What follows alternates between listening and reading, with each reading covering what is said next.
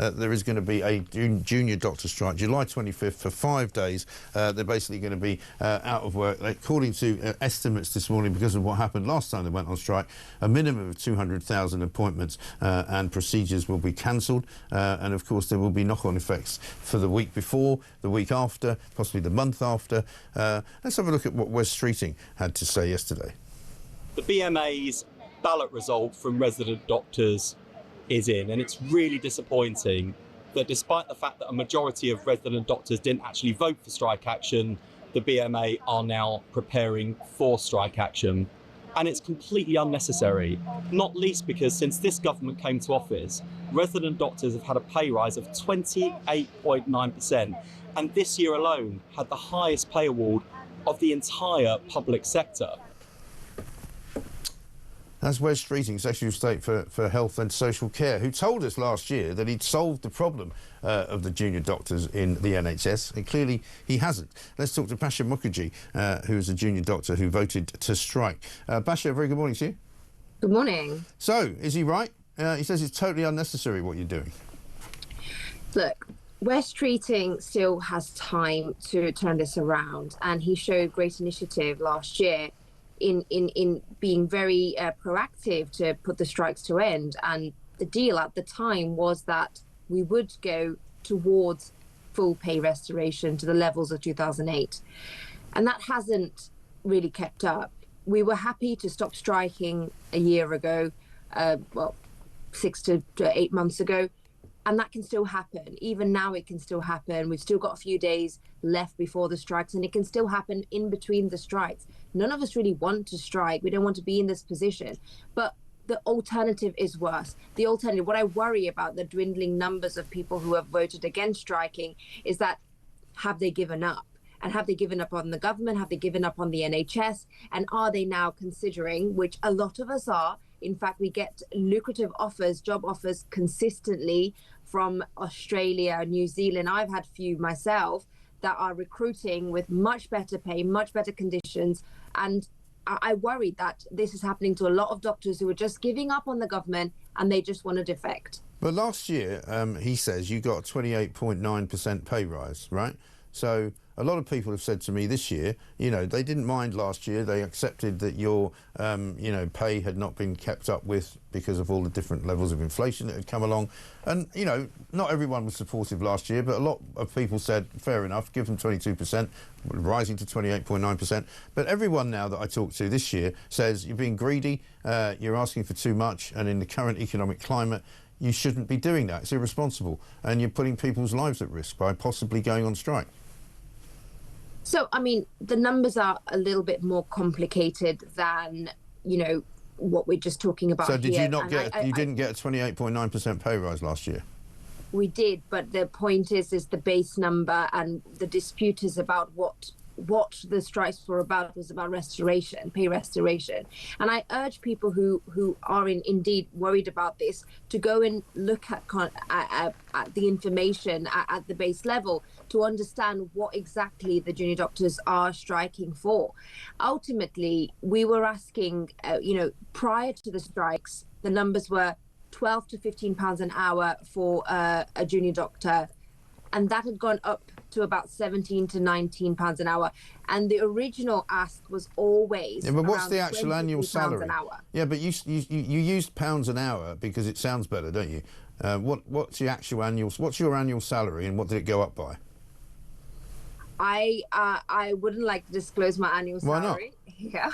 Why not? You're asking for public money. You're asking for me and all other taxpayers to contribute to your salary. So I think we're entitled to know what it is. Well, for my records, I'm actually going to be, I'm going to stop being a resident doctor by the end of the month. So these strikes won't really affect me. I'm actually not even going to be striking because But you voted to strike, though, it says here. I voted for striking, yes. But you're not going to strike. My reasons are different to just the numbers per se. My reasons are that the NHS continues to be a very chronically understaffed environment, and we need to make it lucrative and incentivized for doctors to stay in the NHS, to come into the NHS. But you're not going to stay in it?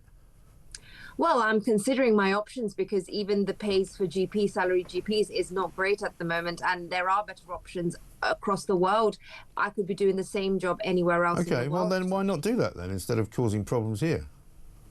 Well, this is what's happening, and if you just imagine the 5 days of junior doctor strike, the effect that's creating, and think about all the doctors that are leaving the NHS, that are going off on sick pay, they're going off to do other jobs because the NHS is not paying enough. But the BMA limits the number of people who can qualify as doctors every single year, doesn't it? Just repeat that question for The me, sir. BMA limits the numbers of people who can qualify as doctors every year. There's a shortage of doctors, and yet there are doctors who are working or who are qualified to work in GP surgeries who can't go to GP surgeries because they can't be hired because they're too expensive. You know, there's all sorts of problems. But I'm slightly puzzled as to why you're no longer going to be a junior doctor, but you voted to strike as one. So the point is it's not true that there's not enough. There are enough doctors. There's actually not enough places, not enough job places. Even though there are so many openings, there are lots of GP trainees and GPs who are out of work at the moment just because of the structure Yes. and everything that there is. But those are not what you're striking about, right? You're not striking about GPs. You're striking about junior doctors.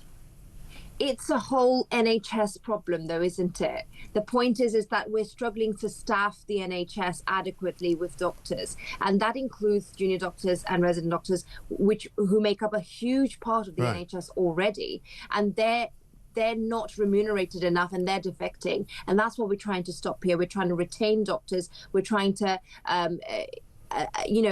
stop the doctors leaving the NHS, essentially. Yeah, but you're leaving, though, aren't you? I haven't made that decision yet. Oh, I thought you said you weren't any longer going to be a junior doctor. I'm qualifying as a GP, so I'm not going to be a resident doctor anymore. That means... Why did you change the name, by the way, from junior doctors to resident doctors? What's the difference?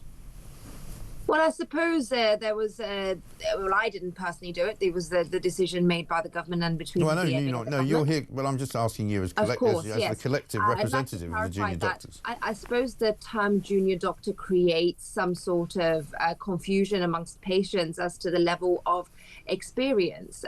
For example, whenever I'm introducing myself, I used to introduce myself as a junior doctor, even though I'd be doing more or less the same job as a GP, even though I am a trainee, but I'm still doing the same job, seeing the same number of patients, probably hold a similar amount of experience or high levels of experience. And this goes for lots and lots of resident doctors who are very, very experienced, but they were stuck with this term that they had to introduce themselves as, or people would know them as. And that then kind of undermines their talent, undermines the level of experience that they have. So when you say resident doctor, it doesn't sound like someone who doesn't know what they're doing or something like that, or inexperienced. All right. Well, let's have a listen to this. This is a caller of ours, a listener who's been listening to us for a very long time, former NHS worker called Judith. I worked as a nurse in health service for over 25 years, and I always had a great deal of sympathy for junior doctors. They were always the Cinderellas of the health service. I've always defended them. But this time, they're losing my sympathy. They can't expect another massive pay rise after that big one. They just can't. If I lose sympathy with them, well, I think most people will. Thank you. So, I mean, I get that a lot from people. You know, last year, fair enough. This year, not so fair. I hear that, and I think that's showing up in the numbers as well. However, this is a conversation between the government and the junior doctors, and ultimately, the alternative is far worse, which is losing these doctors, going across to the other part of the world. And the government's already been trying to replace junior doctors with other staff that are not medically trained in the same way. So and this is already happening because there is a shortage of staff members. So the point is, patients who want to see doctors are not going to see doctors. They're going to see other staff members instead. So if you want to retain staff as doctors, yeah, but you know the situation qualifications of doctors, then... but the situation is not in isolation, is it? You're not just working for the government or for the taxpayer or for yourselves. You know, you're working in the public sector, which is under pressure. You know, you're asking for money when the Labour government's trying to cut the welfare bill, trying to take away disability benefits. They're trying to take benefits away from children with their special educational needs. Do you really want to be remembered for actually taking money from the taxpayer, which could have gone to children with special educational needs? Well, that's the government's job to find where the money needs to come from. This is a question of what it means at the base level. In other words? I absolutely care that money needs to go where it's fair, but staff need to be paid. Well, do you think it's fair fairly. to give it to doctors when they could be giving it to kids with special educational needs? Well, there's enough money going around, and I'm sure you'll agree that there's a lot of wastage and a lot of waste of money that's been going on for There's many, an awful many lot of years. wastage, much of it in the NHS, to be honest, but not in the clinical side of it. And maybe you should find out where that wastage is and tell the government, just take it from there, and everybody be happy. Instead of asking for extra. That's the job of the people who are getting the big checks within the NHS to figure out where the wastage is. And perhaps that is one of the steps. It's not going to be easy to fix it overnight because, it's been breaking for many, many years now. It has. Absolutely right. I've always said that somebody inside the NHS should fix it. Maybe the doctors could. Bhasha Mukherjee, thank you very much indeed. A junior doctor who voted to strike, even though she's not going to go on strike because she's not actually a junior doctor anymore. She's going to be a GP.